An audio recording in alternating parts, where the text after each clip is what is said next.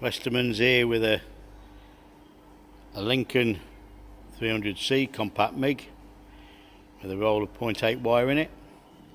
Appears to be an earth leakage problem. Has stripped out. Fan has been disconnected.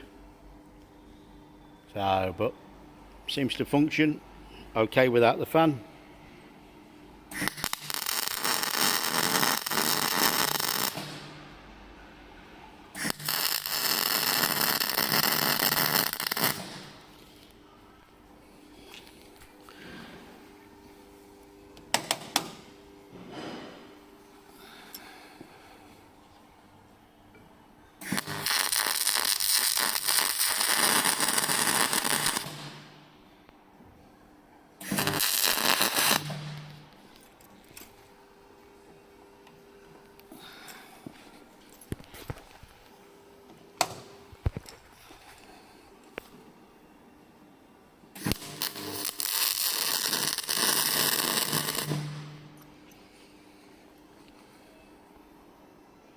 Being sold as is, with faults which would need to be repaired. Thank you for looking.